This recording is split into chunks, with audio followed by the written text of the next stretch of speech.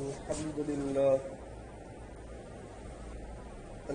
لله وكفى وسلام على عباده الذين اصطفى أما بعد فأعوذ بالله من الشيطان الرجيم بسم الله الرحمن الرحيم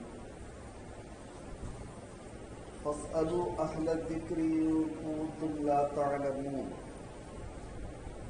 صدق الله العلي العظيم وصدق رسوله النبي الكريم.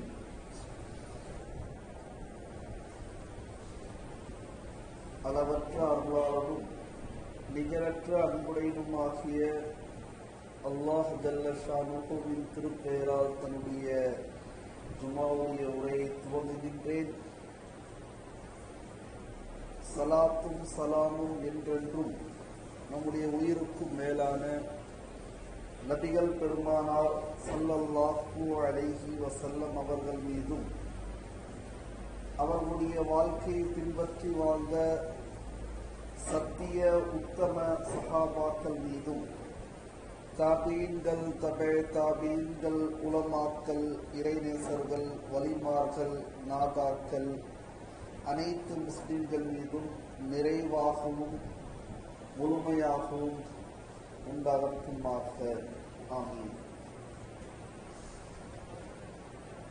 அல்லாஹ்வின் நல்லடியார்களே, பெரியோர்களே, அல்லாஹ் தஆலா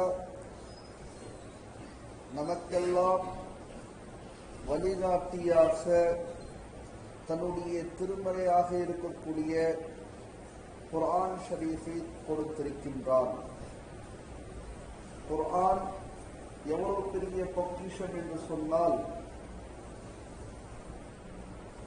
சில அமல்கள் செய்தால் அல்லாஹ் தஆலா நன்மை கொடுப்பான்.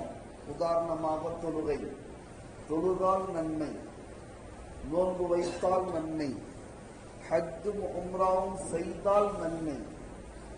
ஆனால் சில அமல்கள் இருக்கின்றன, பார்த்தாலே நன்மை.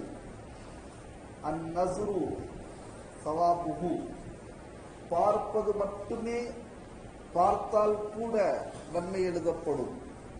அந்த அமல்களில் ஒன்று காபத்துல்லாவை பார்த்து கொண்டே இருப்பது இபாதத்தாக இருக்கிறது. பெற்றோர்களை பார்த்து கொண்டே இருப்பது இபாதத்தாக இருக்கிறது. நஸ்ருல் குர்ஆன் ஷரீஃபை பார்ப்பதே அஜ்ருன், நன்மைக்குரிய விஷயமாக இருக்கிறது. அது மட்டுமல்ல, குர்ஆனுடைய ஒவ்வொரு எழுத்திற்கும் லிகுல்லி ஹர்ஃபின் அஷ்ரு ஹஸனத்தின், ஒவ்வொரு எழுத்திற்கும் 10 நன்மை. அலிஃப் லாம் மீம், இது குர்ஆன் ஷரீஃபில் இருக்கக்கூடிய சூரத்துல் பக்ராவுடைய முதல் ஆயத். இதற்கு எத்தனை நன்மை சொல்லுங்க? அலிஃப் லாம் மீம். வெளிப்படையா 3 இருக்குது, 30 நன்மை. இன்னொரு அறிவிப்பு என்ன தெரியுமா? 90 நன்மை. எப்படி? அலிஃப் தனியா எழுதுனா 3 எழுத்து, லாம் தனியா எழுதுனா லாம் அலிஃப் லாம், லாம் அலிஃப் மீம் 3 எழுத்து, மீம் யா மீம் 3 எழுத்து, மொத்தம் 9 எழுத்து ஆகிறது. இந்த ஹதீஸின் படி ஒவ்வொரு எழுத்திற்கு 10 நன்மை என்று சொன்னால், அலிஃப் லாம் மீம் ஒரு விதத்தில் 30 நன்மைகள், இன்னொரு விதத்தில் 90 நன்மைகள். நூன் என்ற ஒரு சூரா இருக்கிறது, ஒரே ஒரு எழுத்து நூன். இதற்கு எத்தனை நன்மை? ஒரு விதத்தில் 10 நன்மை. நூனை பிரிச்சு எழுதுனா நூன் வாவு நூன் 30 நன்மை. வெறும் நூன் எவ்வளவு நேரம் ஆகும்? ஒரு செகண்ட் கூட ஆகாது. நூன் ஒரு செகண்ட் கூட ஆகாது. எடுத்து பாருங்க, ஒவ்வொரு செகண்டுக்கும் 30 நன்மை. எந்த அமல்லையும் கிடையாது, எனக்கு தெரிஞ்சவரையும் கிடையாது இந்த அளவு நன்மை. ஒரு செகண்டுக்கு 30 நன்மை. என்ன செய்ய முடியும்? ஏதாவது அமலை காட்டுங்க. ஒவ்வொரு செகண்டிற்கும் 30 நன்மை நூன்.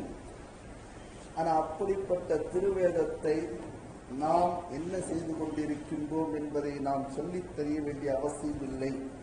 பள்ளியில் அழகாக அடுக்கி வைத்திருக்கின்றோம். வீட்டில் அதுக்குன்னு ஒரு அறை இருக்கும், அதற்குன்னு ஒரு உரை இருக்கும். அந்த உரை சில நேரத்துல ரொம்ப நாள் ஆயிடுச்சுன்னா அப்படியே புதுசாவே இருக்கும். எப்போவாவது ஒருக்க ஏதாவது வீட்டுக்கு போன குரான் கொடுக்கன்னு கேட்டா அந்த குரான் எடுத்து கொடுப்பாங்க, புதுசாவே இருக்கும். என்னங்க நேற்று தான் வாங்கினீங்களா? எல்லாரும் 10 வருஷம் ஆயிடுச்சு வாங்கி, திறந்ததே இல்லை. அப்படிப்பட்ட வேதத்தை ஒரு பக்கம் வச்சுட்டு நம்ம பரக்கத்தையும் ரஹ்மத்தையும் செழிப்பையும் எங்க தேடிட்டு இருக்கோம்னா, நம்முடைய உத்தியோகத்துல, நம்முடைய வியாபாரத்துல, நம்முடைய வேலைகள்ல. சொல்லும் போதே சொல்லுவாங்க, வீட்டுல பரக்கத்து இல்ல. பரக்கத்தான பொருள் மூடி இருக்கும் பொழுது எப்படி பரக்கத்து கிடைக்கும்? அத்தரு டப்பா இருக்கு இல்லையா, ஜன்னத்துல் ஃபிர்தௌஸ், அதை மூடி வச்சிருங்க. எவ்வளவு காஸ்ட்லியான அத்தரா இருக்கட்டும், எவ்வளவு விலை உயர்ந்த நறுமண திரவியமா இருக்கட்டும், மூடி வச்சுட்டா எங்க வச்சாலும் எந்த பலனும் இல்லை.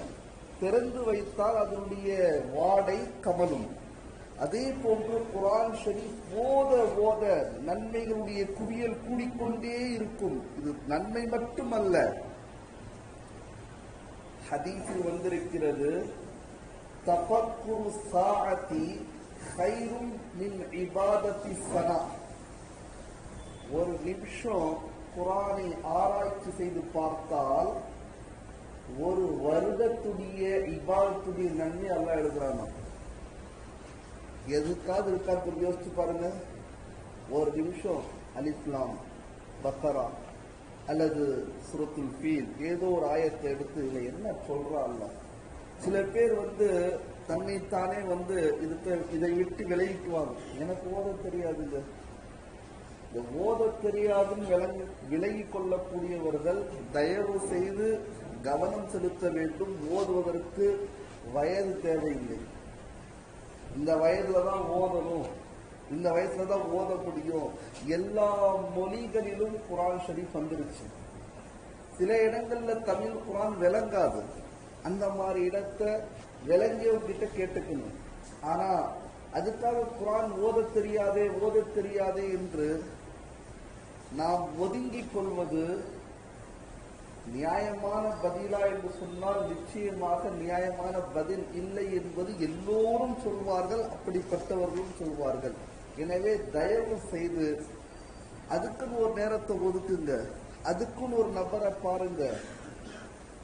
உடல் ரீதியான பிரச்சனைக்கு எத்தனையோ மருத்துவர்களை அணுகின்ற நாம், மார்க்க பிரச்சனை, ஆகிரத்துடைய பிரச்சனை, கபருடைய பிரச்சனை, மரண பிரச்சனை, மௌத்துக்கு பிறகு வரக்கூடிய பிரச்சனை, இந்த பிரச்சனைக்காக நாம் ஏன் அணுக கூடாது?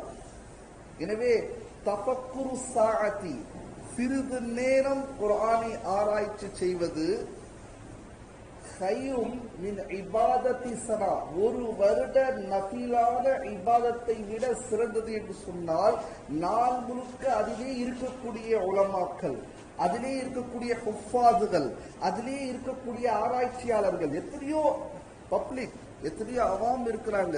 எப்போ பார்த்தாலும் குர்ஆன் ஓதிட்டு இருப்பாங்க, அவருடைய தர்ஜுமா பார்த்துட்டு இருப்பாங்க.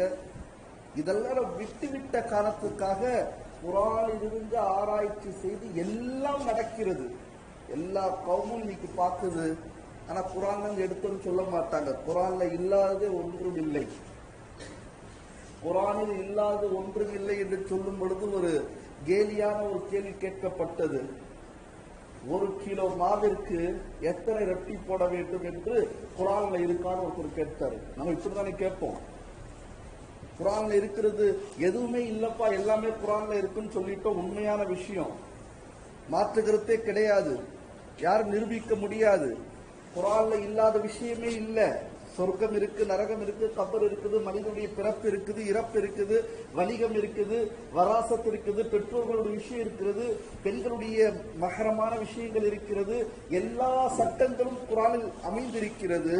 அப்படி சொல்லும் பொழுது கேட்கின்ற ஒரு நபர், ஒரு கிலோ மாவிற்கு எத்தனை ரொட்டி போட வேண்டும் என்று குர்ஆனில் இருக்கிறதா? எப்படி கேள்வி? அதற்கு பதில் என்ன தெரியுமா? இருக்கிறது. இருக்கிறதுன்னு சொல்லிட்டு போயிட்டா ஜும்மா அந்த கேள்வி தான் எல்லாம் நம்மளை கேட்பீங்க. நான் பதில் சொல்லிடுறேன். என்ன இருக்குது? எதை பத்தி தெரியலையோ அதை பற்றி தெரிந்தவர்களுக்கு தெரிந்து கொள்ளுங்கள் குர்ஆன்ல இருக்கு. ஃபஸ்அலு கேட்டுக்கொள்ளுங்கள், அஹ்ல திக்ரி தெரிந்தவர்களிடத்தில், இன் குன்தும் லா தஅலமூன் உங்களுக்கு தெரியலன்னா, அது பரோட்டா கணக்கா இருக்கட்டும், மாவு கணக்கா இருக்கட்டும், எந்த கணக்கா இருக்கட்டும். காய்கறி வியாபாரி சொன்னா காய்கறியை பற்றி குர்ஆன்ல இருக்கும், அதனுடைய கணக்கு வழக்கு இருக்குமா? எனவே குர்ஆன்ல சொல்லப்படாத விஷயங்களே கிடையாது. அதே போன்று இந்த மாதிரி ஒரு சூழ்நிலை மாற வேண்டும் என்று சொன்னால் நாம் தன்னுடைய வாழ்க்கையை பற்றி நினைத்து பார்க்க வேண்டும். சற்று என்னுடைய கபருடைய வாழ்க்கை எவ்வாறு இருக்கப் போகிறது, என்னுடைய ஆகிரத்துடைய வாழ்க்கை எவ்வாறு இருக்கப் போகிறது என்ற ஒரு சிறு கவலை, உடம்பை பாதிக்கின்ற அளவு கவலை கிடையாது. ஆகிரத்தை பற்றி நாம் யோசிக்கும் பொழுது உடம்பை பாதிக்காது. உலக விஷயமா கவலைப்பட்டாதான் பிபி வரும், கொலஸ்ட்ரால் வரும், எல்லாமே வரும். ஆனால் ஆகிரத்துடைய அடிப்படையில் கவலைப்பட்டு நோயாளி ஆனவர்களாக சரித்திரம் கிடையாது. எனவே பெரியோர்களே சொல்லுங்களே, நாம் தன்னுடைய அமல்கள், தன்னுடைய வீட்டார்களுடைய அமல்கள், தன்னுடைய பிள்ளைகளுடைய அமல்கள் எவ்வாறு இருக்கிறது, அவர்களை குர்ஆனோடு தொடர்பு, வீட்டார்களை குர்ஆனோடு தொடர்பு, நாமும் குர்ஆனோடு தொடர்பு, எவ்வளவு நன்மைகளை அல்லாஹ் தஆலா வைத்திருக்கின்றான் குர்ஆன் ஷரீஃபில். கொஞ்சம் யோசிச்சு பாருங்க, அல்-ஹம்து சூரால எத்தனை எழுத்து இருக்கும்? ஒரு எழுத்துக்கு 10னா எத்தனை எழுத்து இருக்கும்? ஆயத்துல் குர்சியில 50 கலிமா இருக்கு. ஆயத்துல் குர்சியில 50 கலிமா இருக்கிறது. அந்த 50 கலிமாக்களுக்கு எவ்வளவு நன்மை தெரியுமா? ஒரு ஆயத்துல் குர்சி ஒரே ஒரு ஆயத்து தான், 2500 நன்மைகள். கொஞ்சம் யோசிச்சு பாருங்க, 2500 ஒரு 5 வரி ஆயத்துல் குர்சி ஓதுனா 2500 நன்மைகள். எல்லோருக்கும் தெரிந்த சூரா அல்-ஹம்து சூராக்கு பிறகு குல் ஹுவல்லாஹு அஹத் 3 தடவை குல் ஹுவல்லாஹு அஹத் ஓதுனா முழு குர்ஆன் ஷரீஃபுடைய நன்மை அல்லாஹ் கொடுக்குறான். 3 தடவை குல் ஹுவல்லாஹு அஹத் அல்லாஹு ஸமத் லம் யலித் வலம் யூலத் வலம் யகுல் லஹு குஃபுவன் அஹத் ஒரு தடவை ஓதியாச்சு. இதே மாதிரி இன்னொரு 2 தடவை ஓதினால் 6666 ஆயத்துக்களை ஓதிய நன்மை அவனுக்கு எழுதப்படுகிறது. இது எத்தனை விஷயங்கள் குவிந்து இருக்கின்றன. எனவே நமக்கு தன்னை பற்றி யோசனை வர வேண்டும். அப்துல்லா ஷரஹபி என்ற ஒரு சஹாபி இருந்தாராம். அவருடைய பழக்கம் என்னன்னு கேட்டா, கடன் வாங்கி தர்மம் செய்வாராம். கடனை வாங்கி வாங்கி வாங்கி அல்லாஹ்வுடைய பாதையில தர்மம் செய்வது அவருடைய பழக்கமாக இருந்திருக்கிறது. அவருடைய கடைசி நேரம் வந்துவிட்டது. சக்கராத்துடைய நேரத்தில் அவர் இருக்கிறார். அந்த நேரத்துல பாத்தீங்கன்னு சொன்னா ஒரு பெரிய கூட்டமே கூடி இருக்குது.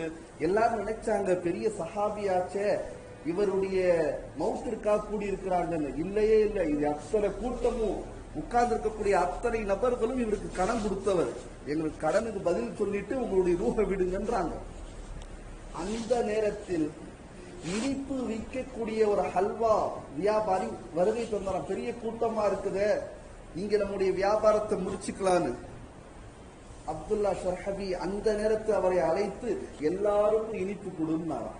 அதுவும் கடன், எல்லாருக்கும் இனிப்பு கொடு, எல்லாருக்கும் அல்வா கொடு. அல்வானா ஃபேமஸ், ஏமாத்துறது நம்ம சொல்லுவோம். அதே தான் செஞ்சிருக்காரு அப்துல்லா ஷர்ஹபி. அவர் நினைச்சார் பெரிய வியாபாரம், சில மணி நேரத்துல இன்னைக்கு நம்முடைய வியாபாரம் முடிஞ்சிருச்சு அப்படின்ட்டு எல்லா தட்டே காலி பண்ணிட்டு இந்த பெரியவர்கிட்ட போயிட்டு பணம் கேட்கும் பொழுது, அங்க ஒரு இருப்பிடம் காலியா இருக்கு இல்லையா, நீ போய் அங்க உட்கார்ந்துக்க, இவங்க உட்கார்ந்துருக்க பூரா கடன்காரங்க தான், என்கிட்ட கடன், இவர்கள்கிட்ட நான் கடன் வாங்கியவன், கடன் கேட்டு உட்கார்ந்து இருக்கிறார்கள், உனக்கும் தர்றது கேட்ட இல்ல, நீ உன சீட் அங்க இருக்கணும்னு அவன் கத்த ஆரம்பிச்சுட்டான். பெரியவரா இருக்கிறீங்களே, அறிவில்லையா? இந்த வியாபாரத்தை வச்சுதானே நான் என்னுடைய குடும்பத்தை நடத்துறேன், என்னுடைய பொழைப்பை இதுலதான் இருக்குது, இதுல லாபத்தை வைத்து எடுத்துக்கொண்டு நான் முதலை போட வேண்டும் என்று அவர் கத்த ஆரம்பித்த பிறகு சற்று நேரம் கழித்தது. ஒரு பெரியார் வருகை தருகிறார். வந்து ஒரு பெரிய குவியல், தங்க குவியல் கொடுக்கப்பட்டது. வரலாறு சகோதரர்கள் எல்லாருக்கும் கொடுத்தாருங்க. எல்லாருக்கும் ஆச்சரியம், இத்தனை வருஷமா என்கிட்ட கடன் வாங்கியிருக்கீங்க, எனக்கு தரவே இல்லை, இப்ப மட்டும் எப்படி இது ஏற்பாடு நடந்தது? நீங்களாம் கடன் கொடுத்துட்டு கவலைப்படாத இருந்துட்டீங்க, எப்படியாவது அப்துல்லா கொடுத்துருவாருன்னு இவன் கொதிச்சா கவலைப்பட்டான். ஆனால் அல்லாஹ் ஏற்பாடு செஞ்சான். நம்ம கவலை இருக்கா? தொழுகை விடுறோம், கவலை இல்லை. மழை கவலை இருக்குது, வியாபாரம் இன்னைக்கு எப்படின்னு தெரியலையே, நீ கடை போடலாமா வேணாமா, மழைக்கு நாம் கவலைப்படுகின்றோமே தவிர தொழுகை கதா ஆகிவிட்டது, குர்ஆன் ஓதவில்லை, சூரா ஓதவில்லை, வீட்டு மாஹோல் சரியில்லை, பள்ளியில் நம்ம இருக்கக்கூடிய நேரங்கள் குறைவாக இருக்கிறது, இப்படிப்பட்ட எந்த கவலையும் இல்லை. அப்துல்லா ஷர்ஹபி சொன்னாரா, இந்த வியாபாரியுடைய கவலையின் காரணமாக உங்களுக்கெல்லாம் கடன் கிடைச்சிருச்சு, திரும்பி நீங்களாம் கடன் கொடுத்துட்டு கம்மன் உட்காந்துட்டீங்க, எப்படியும் தருவாருன்னு. எனவே பெரியோர்களை சொல்றது, கவலை என்பது ஆகிரத்துடைய கவலை, குர்ஆன் ஷரீஃபுடைய கவலை. ஹஜ்ரத் அலி கர்ரமல்லாஹு வஜ்ஹு குத்பால ஓதும் போது சில சஹாபாக்களுக்கு அவருடைய தன்மையை போன்று சிஃபத், அந்த வார்த்தைகள் கலிமாக்கள் போடப்படும். ஹஜ்ரத் அபூபக்கர் சித்திக் ரலியல்லாஹு அன்ஹு அவர்களை பற்றி சொல்லும் பொழுது என்ன சொல்லப்படும் என்றால், அலா அவ்வலிஹி, நபிக்கு பிறகு முதல் தரத்தில் இருக்கக்கூடியவர் சொல்லப்படும். உமர் ரலியல்லாஹு தஆலா அன்ஹு அவர்களை சொல்லும் பொழுது என்ன சொல்லப்படும், அலா அஅதலிஹிம், நீதியானவர்.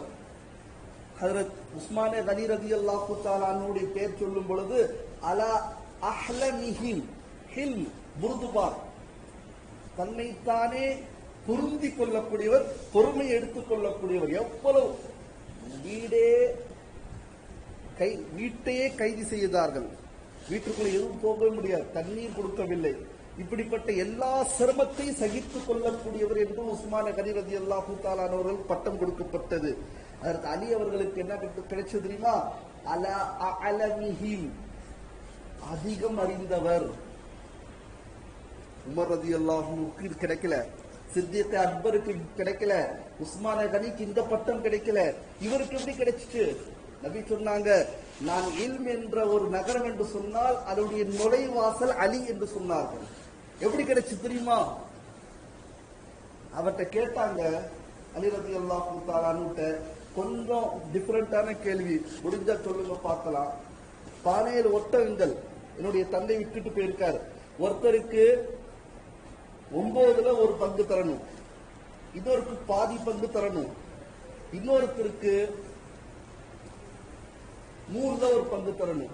17 ஒட்டகம், 3 பேர் வாரிசுதாரர்கள் இருக்கிறார்கள், 17 ஒட்டகங்கள், ஒருத்தருக்கு பாதி கொடுக்கணும், இன்னொருத்தருக்கு 3ல ஒரு பங்கு, இன்னொருத்தருக்கு 9ல ஒரு பங்கு. ஆனா ஒட்டகத்தை அறுக்கக்கூடாது, துண்டு போடக்கூடாது. 17 ஒட்டகங்கள், பதில் சொல்ல முடியுமா? இதை ஸ்டாப் பண்ணிட்டு போயிட்டு சொன்னா தெரியாது. அலி ரலியல்லாஹு சிரிச்சுட்டே சொன்னாங்களாம், எத்தனை ஒட்டகம்? 17. இந்தா ஏன் ஒட்டகத்தையும் சேர்த்துக்கோ, எவ்வளவு ஆச்சு சொல்லுங்க, நீங்க தான் பதில் சொல்லணும்.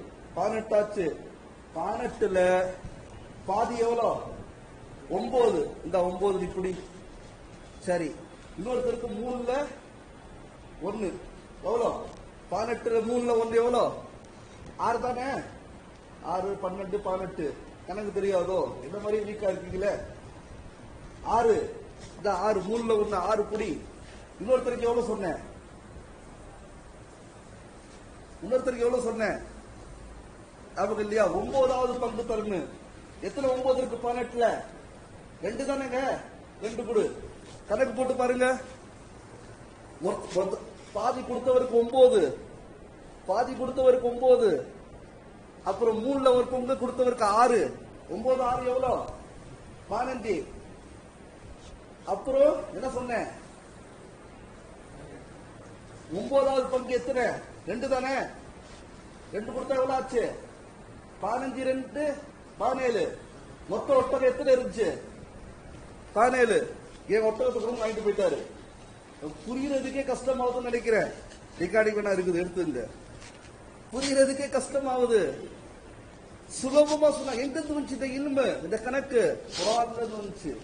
ஜிப்ரீல் அலைஹிஸ்ஸலாத்து வஸலாம் அவர்கள் வருகை தருகிறார்கள் வேஷத்துல, வேறு வேடத்துல வந்துட்டு அலி ரலியல்லாஹு தஆலா அன்ஹு கேட்டாங்க. என்ன தெரியுமா கேட்டாங்க? இங்க ஜிப்ரீல் இருக்கிறார், யார் தெரியுமான்னு கேட்டாரு. எழுதி பார்த்தார், யாருமே இல்ல. அல்லாஹ்வின் சத்தியமாக நான் ஜிப்ரீல் இல்ல, நீதான் ஜிப்ரீல். ஜிப்ரீல பார்த்தது இல்ல. இந்த இல்ம் எங்க வந்துச்சு? குர்ஆன்ல வந்துச்சு. ஒரு நம்பர் இருக்குது, எதுல வகுத்தாலும் மீதி வரக்கூடாது. அந்த மாதிரி நம்பர் சொல்ல முடியுமான்னு கேட்டாங்க. எதுல வகுப்பட்டாலும் மீதி வரக்கூடாது அந்த மாதிரி நம்பர், அந்த மாதிரி ஒரு எண், அந்த மாதிரி எண்ணிக்கை. தலைவர்கள் கேட்டார்கள், ஹிசாபே சகீர் ஹிசாபே கபீர், சின்ன கணக்கா சொல்லவா பெரிய கணக்கா சொல்லவா? ஹிசாபே சகீர் சின்ன கணக்கு, அல்பானி 2000, ஹம்சு மியா 500, இஷ்ரீன் 20. 2520 1ல இருந்து 10 வரைக்கும் கழிச்சு வகுத்து பாருங்க, வீதியே வராது. ஹிசாபே சகீர். ஹிசாபே கபீர் பெரிய கணக்கா சொல்லுங்க, 77,600. இதெல்லாம் எங்கிருந்து வந்தது? குரான். குரானுடைய ஆழத்திற்கு சென்றார்கள். நம்ம குரான ஆழமா வச்சிருக்கோம், பாதுகாப்பா. அதுக்குன்னு ஒரு அறை, வீட்டுல எல்லா வீட்லயும் அறை இருக்கும். எப்படி பீரோல ஒரு நகைக்குன்னு ஒரு அறை இருக்கிற மாதிரி குரானுக்கு ஒரு அறை கண்ணியமா வச்சிருக்கோமே தவிர திறந்து பார்ப்பதே கிடையாது. ஹஜ்ஜாஜ் பின் யூசுப் அரசன், இதை சொல்லி முடிச்சிடுறேன், சுருக்கமானது. 9 வயசு பையன் ஹஜ்ஜாஜ் பின் யூசுப், பெரிய அரசன், மன்னன். அத்தத்தஹிதுனல் மசானிய லஅல்லக்கும் தஹ்லுதுன்னு கேட்டா, ஏ ஹஜ்ஜாஜே, இந்த சிம்மாசனம் உனக்கு நிரந்தரமா இருக்குமா? இது குர்ஆனுடைய ஆயத். இது அத்தத்தஹிதுன அல் மசானி லஅல்லக்கும் தஹ்லுதுன், குர்ஆனுடைய ஆயத்தை வைத்து அந்த சிறுவன் கேட்கின்றான், ஏ ஹஜ்ஜாஜே, உன்னுடைய இந்த சிம்மாசனம் மன்னன் என்ற, அரசன் என்ற, ராஜா என்ற, அமீர் என்ற சிம்மாசனம் நிரந்தரமாக இருக்கும் என்று நினைக்கிறாயா என்று கேட்டார். இறங்கிட்டார் அவரு. இறங்கி என்ன கேட்கிறாரு? ஹஃபிஸ்தல் குர்ஆன், என்ன நீ குர்ஆனை பாதுகாக்கிறியா? அவர் இந்த பையன் கேட்டா, நான் ஏன் பாதுகாக்கல, அது பாதுகாப்பாக இருக்குது. ஜமாஅத்தல் குர்ஆன், குர்ஆனை ஒன்றாக சேர்க்கிறாயா என்று கேட்டான். அது ஒன்றா தானே இருக்குது, பிரிஞ்சு பிரிஞ்சா இருக்குது, நான் சேர்க்கிறதுக்கு. ஹகம்தல் குர்ஆன, குர்ஆனின் மூலமாக தீர்ப்பளிக்கிறாயா? குர்ஆன் ஏற்கனவே தீர்ப்பளிச்சே, நான் என்ன தனியா தீர்ப்பளிக்கணும்? அப்ப என்னதானா சொல்ற? எவ்வளவு யானம்.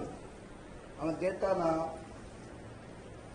சொர்க்கவாசிக்கும் இந்த உலகத்தில் உதாரணம், சொர்க்கவாசிகளுக்கு இந்த உலகத்தில் உதாரணம் சொல்ல முடியுமா? ஹஜ்ஜாஜை பார்த்து 9 வயது சிறுவன் கேட்டான். நமக்கு பதில் இருக்கா? 9 வயது சிறுவன் கேட்டான், சொர்க்கவாசிகளுக்கும் இந்த உலகத்தில் இருக்கக்கூடிய படைப்புகளுக்கு ஒரு உதாரணம் சொல்லுங்க அப்படின்னு கேட்கும்போது சொல்ல முடியல. என்னன்னு திருப்பி கேட்கும் பொழுது, ஏன்னா சொர்க்கவாசிங்க சாப்பிடுவாங்க, குடிப்பாங்க, அருந்துவாங்க, மலம் ஜலம் கழிப்பாங்களா, அந்த மாதிரி ஒரு உதாரணம். காக்கம், பறவைகள் இருக்குது, விலங்கினம் இருக்குது, மனிதர்கள் இருக்கிறோம். ரெஸ்டுமே போகாத ஒரு உயிரினம். ரெஸ்டும் பக்கம் போகக்கூடாது. சொல்ல முடியுமா? தெரிஞ்சா சொல்லுங்க. முடிச்சிடலாமா? இருக்குமோ பையன்? ரொம்ப ஈஸிங்க.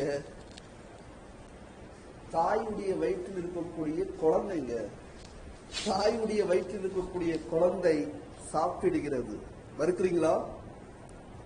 உண்ணுகிறது, குடிக்கிறது, அருந்துகிறது, ஆனா மலங்களும் போவாது. எனவே அந்த ஹஜ்ஜாஜ் பின் யூசுப் ஆச்சரியப்பட்டு கேட்டான், என்ன, எப்படி இது? நான் குர்ஆனை வைத்து ஆராய்ச்சி செய்கின்றேன். 9 வயசு சிறுவன் குர்ஆனை ஆராய்ச்சி செய்து மன்னன் தன்னுடைய சிம்மாசனத்தை விட்டு கீழே இறங்கும் அளவிற்கு கேள்வி கேட்டான் என்றால் குர்ஆன் மிகப்பெரிய அற்புதம். அதில் எல்லா விதமான ரஹ்மத்துக்களும் பரக்கத்துக்களும் சிறப்புகளும் அமைந்திருக்கின்றது. அப்படிப்பட்ட திருக்குர்ஆனை நாம் சுத்தமாக தூய இடத்தில் உயரத்தில் வைத்திருக்கின்றதை தவிர நாம் வைக்க வேண்டிய இடம் நம்முடைய கல், நம்முடைய பார்வை, நம்முடைய திமாக், நம்முடைய அக்கலாக இருக்கிறது, அறிவாக இருக்கிறது. எனவே அல்லாஹ் தஆலா நம் அனைவருக்கும் குர்ஆனை சிந்தித்து வாழக்கூடிய தௌஃபீக்கை தந்தருவானாக. ஆமீன். வாஹிரு தஅவானா அல்ஹம்துலில்லாஹி ரப்பில் ஆலமீன். சொல்லும்போது